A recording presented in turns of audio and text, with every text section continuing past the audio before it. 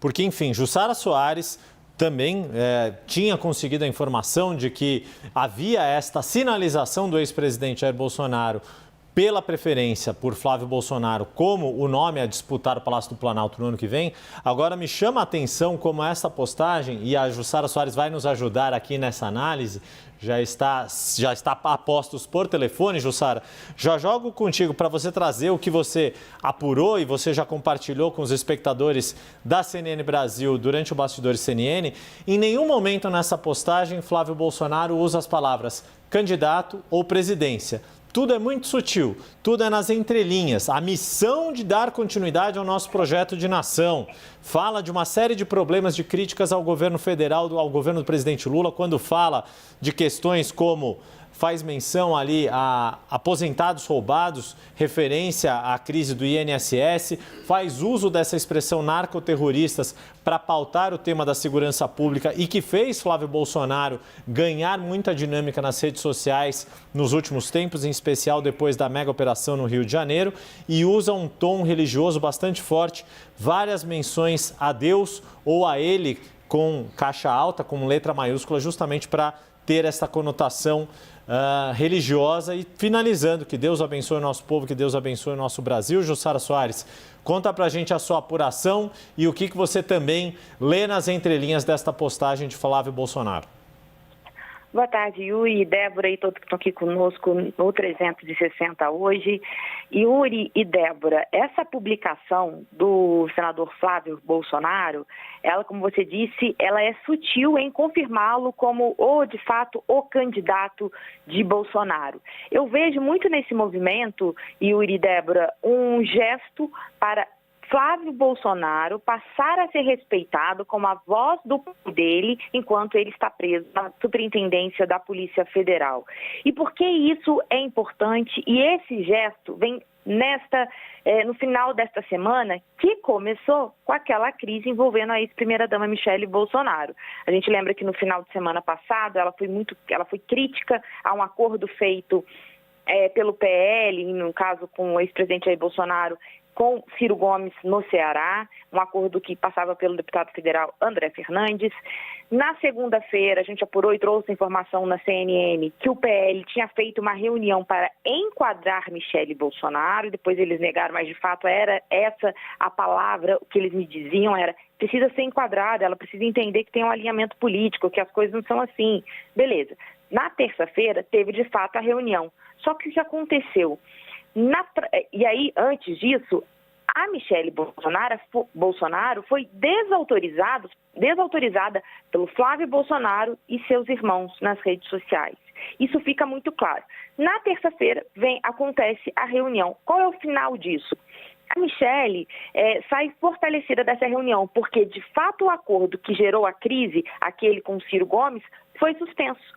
E mais, nas redes sociais havia uma percepção que sim, Michele Bolsonaro estava fazendo uma defesa intransigente do ex-presidente que está preso.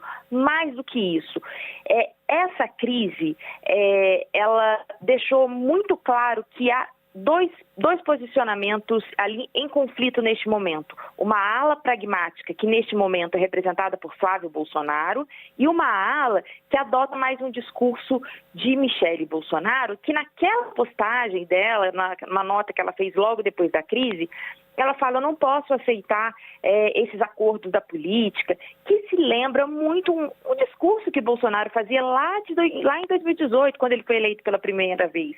Um discurso crítico à própria política.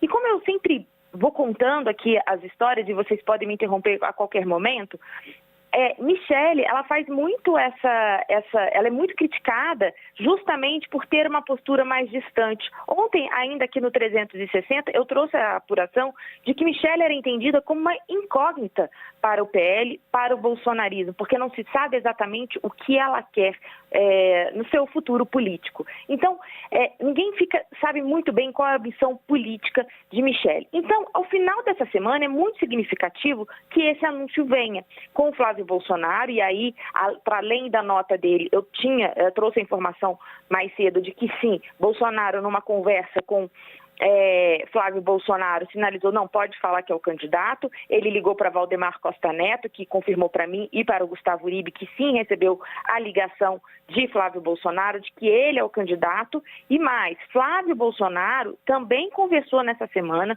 com o governador de São Paulo, Tarcísio de Freitas, avisando que ele tinha sido escolhido candidato pelo Jair Bolsonaro. E por que essa ligação a Tarcísio é importante?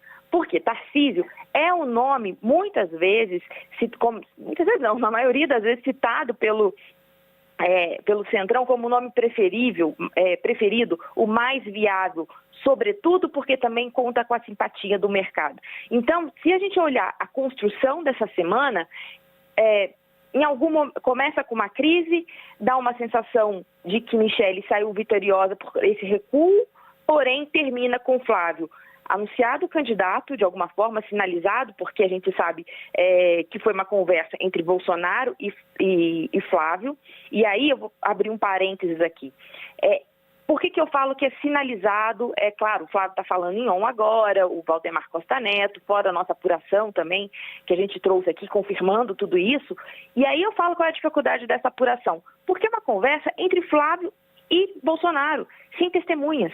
Então a gente está confiando na fala do Flávio, no que Flávio saiu dessa visita dizendo aos aliados políticos para construir essa candidatura, de alguma forma, e, claro, reforçar a liderança dele como, de fato, o porta-voz de Bolsonaro. E aí eu já devolvo para vocês, e eu tenho uma avaliação que fica muito clara em todas as conversas que eu tive desde o início da tarde para confirmar essa informação, que há uma divisão muito grande dentro da família. Para mim, antes de chegar nessa definição de quem será de fato o candidato a 2026, é preciso superar essa disputa que fica cada vez mais evidente dentro da família Bolsonaro, do clã Bolsonaro. Só mais uma informação e eu devolvo para vocês. Pela minha apuração, o ex-presidente Jair Bolsonaro não falou absolutamente nada disso com a ex-primeira-dama Michele Bolsonaro. Na próxima semana, ela tem uma reunião e, segundo eu pude conversar aqui nos bastidores, ela deve se manter em silêncio, porque ela nunca disse que é candidata, nem deixou nem a presidência, nem ao Senado, nada. Mas se ela tiver que conversar, o que a gente entende até aqui pelos movimentos de Michele Bolsonaro, que ela atua mais nos bastidores, é que se ela vier a se posicionar, é somente após a próxima visita que ela terá com o ex-presidente Jair Bolsonaro, marcado para a próxima semana.